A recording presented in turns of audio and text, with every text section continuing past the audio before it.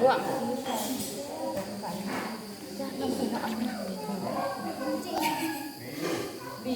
บีมะนาวกระดาษมันถือของมันถือเลย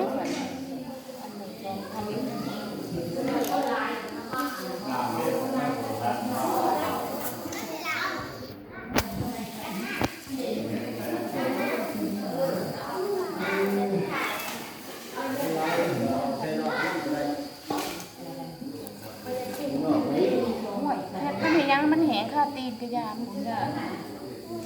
หนังพี่ต้อยยังบ่หูลุงว่ามาเลยว่ะอันนี้คันบาทคอยนะ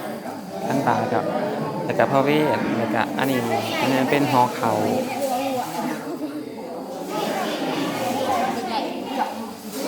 อันนี้มี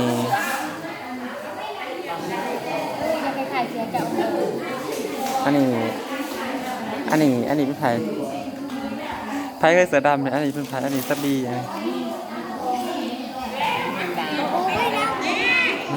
มานั่ง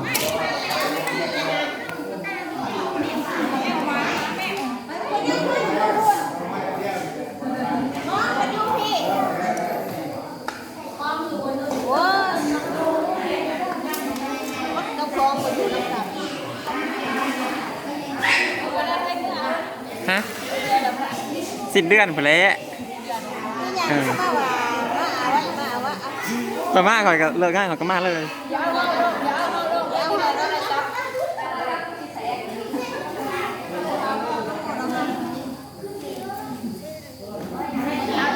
อันนี้เองนะคน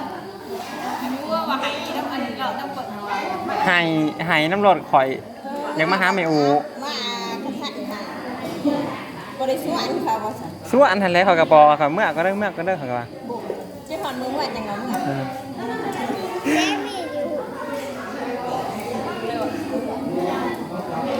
มันก็หายน้ำรด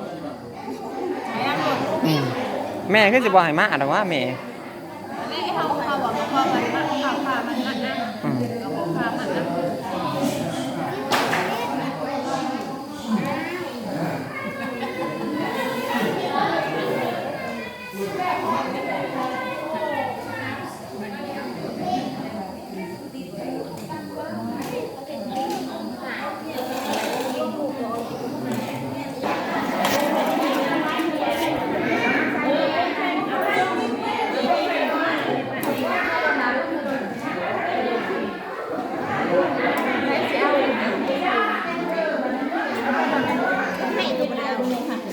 ไปแจ้งนะ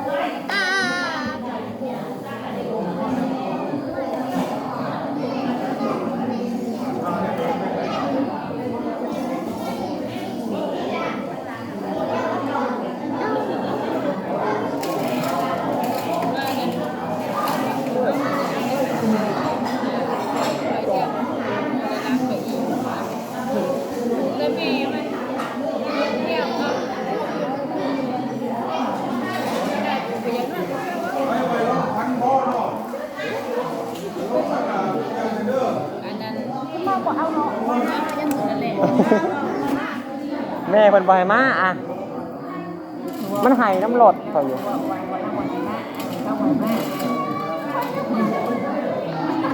แหลนน้ำหลด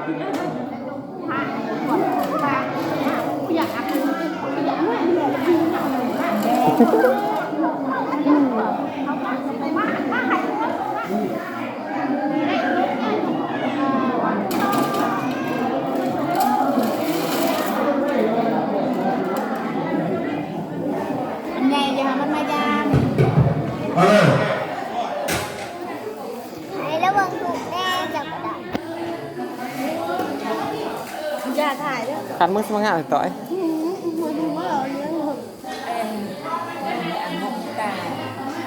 ให้บางอย่างเบิ่งบางอัน อะไรเนี่ยเอาพี่น้องมุสลิมกับพ่อก็มา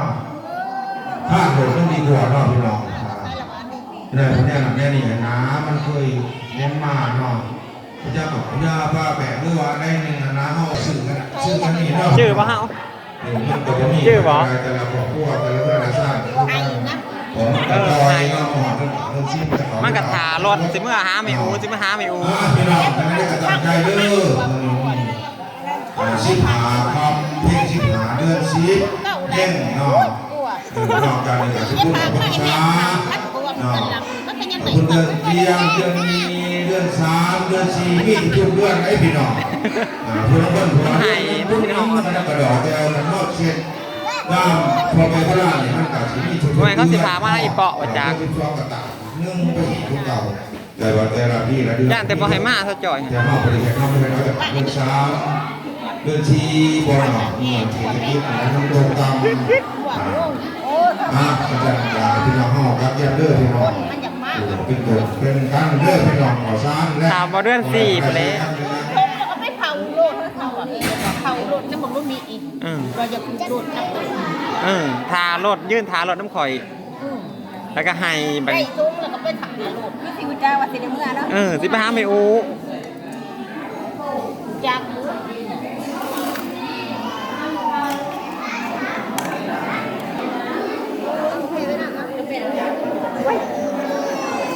แม่ลูก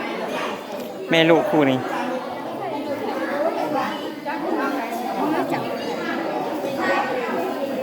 เอ็กซิพายนี่คนหลายแต่ว่าพายบ่ค่อยท่านได้มีคนมาพายนี่คนเต็มพายขอยท่านได้มีอีกเด้ท่านได้มีไผมาอยู่ไอ้สลอย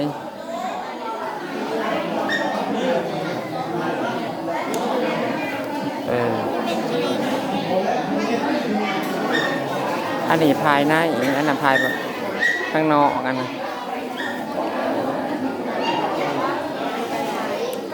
อันนี้สวยที่สุดแต่ว่านอกทาง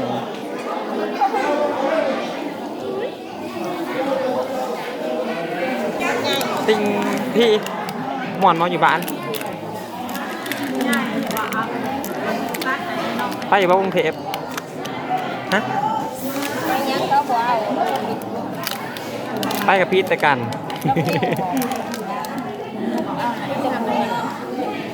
ยอดแต่น้องแลนนั่นนี่ ว่าอุปนก็บ่ได้ว่าอู้เรื่องนั่นนี่รับรู้สิว่า อันน้องแลนร้ายกับหาด คนก็จะ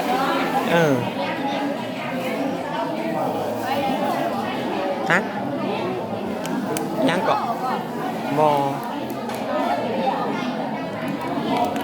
ได้เอาไปยังขายเอาไปเปียบนเนี้ย